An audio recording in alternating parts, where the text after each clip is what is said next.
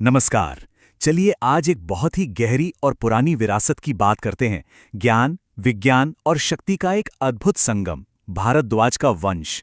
ये सिर्फ एक परिवार की कहानी नहीं है, बल्कि भारत के बौद्धिक इतिहास का एक ऐसा पन्ना है जो हमें हैरान कर देता है। तो आइए इस सफर पर चलते हैं। अच्छा, इस पड़ताल की शुरुआत एक सीधे सवाल से करते हैं। दुनिया का पहला एविएशन इंजीनियर कौन था? जाहिर है सबसे पहले तो शायद राइट ब्रदर्स का ही नाम जहन में आएगा, है ना? लेकिन क्या हो अगर इसका जवाब हजारों साल पुराना हो? देखिए, हमारे अपने प्राचीन ग्रंथों में राइट ब्रदर्स से सदियों, हजारों साल पहले एक नाम मिलता है जो विमानन से जुड़ा है, महर्षि भारद्वाज। इन दोनों के बीच समय का ये जो विशाल अंतर है, वो सोचने पर मजबूर करता है कि हम अपने इतिहास के बारे में असल में कितना कम जानते हैं। तो सवाल ये उठता है कि ये असाधारण व्यक्ति आखिर थे कौन? इनकी जड़ें कहाँ से जुड़ी हैं? चलिए उनकी उत्पत्ति और उस महान सप्तऋषि विरासत को समझते हैं। आगे बढ़ने से पहले एक चीज समझना जरूरी है, गोत्र। गोत्र होता क्या है? ये एक वंश है, एक लिनेज है, जिसे किसी महान ऋषि, पूर्वज तक ट्रेस किया जा सकता है। ये एक आध्यात्मिक और जेनेटिक दोनों तरह की विरासत को दिखाता है। महर्षि भारद्वाज का कद कोई मामूली नहीं था। वो देवों के गुरु बृहस्पति के पुत्र थे और सप्तर्षि यानी उन 7 महान ऋषियों में से एक थे जिन्हें बहुत पूजा जाता है। इतना ही नहीं, ऋग्वेद का जो छठा मंडल है वो उन्होंने ही देखा था। और भारत के सबसे सम्मानित वंशों में से एक भारद्वाज गोत्र की नींव भी उन्होंने ही रखी थी। लेकिन कहानी सिर्फ आध्यात्मिकता तक ही नहीं रुकती। उनकी विरासत का एक बहुत बड़ा हिस्सा विज्ञान से जुड़ा है। आइए एक नज़र उनके साइंटिफिक योगदान पर भी डालते हैं। महर्षि भारद्वाज सिर्फ एक ऋषि नहीं, बल्कि एक विजनरी साइंटिस्ट थे। सोचिए, उनके ग्रंथ यंत्र सर्वस्व में अलग अलग तरह की मशीनों का जिक्र मिलता है, और विमानिका शास्त्र तो सीधा सीधा विमान बनाने की टेक्नोलॉजी और स्पेस साइंस पर बात करता है। ये उनके समय से कहीं कहीं आगे की सोच थी। और हाँ, मेडिकल साइंस में उनका योगदान तो इतना जबरदस्त था कि उन्हें आयुर्वेद का ब्रह्मा तक कहा गया।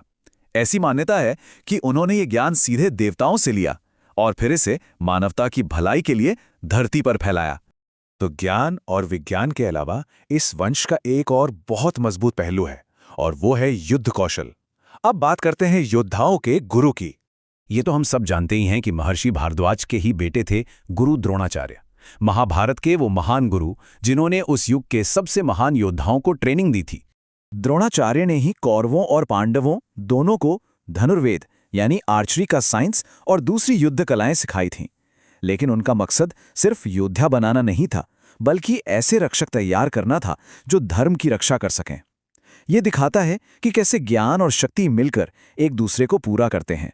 तो ये तो हुई पुरानी बात, लेकिन आज ये प्राचीन वंश कहाँ है? चलिए देखते हैं कि इसका आज के समय में क्या प्रभाव है। आज भी भारद्वाज गोत्र पूरे भारत में फैला हुआ है।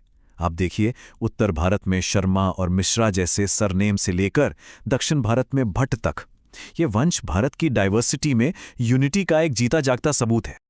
और एक दिलचस्प बात यह है कि पारंपरिक रूप से और आज भी इस वंश के लोग अक्सर आपको एजुकेशन और एडमिनिस्ट्रेशन में लीडरशिप रोल्स में मिलेंगे। मतलब ज्ञान को फैलाना और उसका सही इस्तेमाल करना, ये उनके डीएनए में है, ठीक वैसे ही जैसे उनके पूर्वज महर्षि भारद्वाज ने सिखाया था। तो कुल मिलाके इस पूरी महान विरासत का सार क्या है? असल में ये ज्ञान की एक ऐसी अनमोल धरोहर है जो पीढ़ी दर पीढ़ी चली आ रही है। अगर हम भारद्वाज विरासत को देखें तो ये 3 मजबूत पिलर्स पर खड़ी हैं। पहला, गहरा वैदिक ज्ञान, दूसरा साइंटिफिक इनोवेशन और तीसरा धर्म की रक्षा के लिए जरूरी युद्ध कौशल। इन तीनों के बीच एक कमाल का संतुलन है जो इस वंश को इतना खास बनाता है। तो चाहे वो पुराने जमाने के विश्वगुरु हों या आज के मॉडर्न प्रोफेशनल्स और लीडर्स, इस वंश का जो कोर मिशन है वो कभी नहीं बदला, और वो है ज्ञान को आगे बढ़ाना और समाज की भलाई के लिए उसका उपयोग करना। तो आखिर में एक सवाल पर आके रुकते हैं, कैसे हमारा प्राचीन ज्ञान आज के मॉडर्न इनोवेशन को प्रेरणा दे सकता है? ये एक ऐसी बात है जो हमें दिखाती है कि हमारा अतीत असल में हमारे भविष्य का रास्ता रोशन कर सकता है।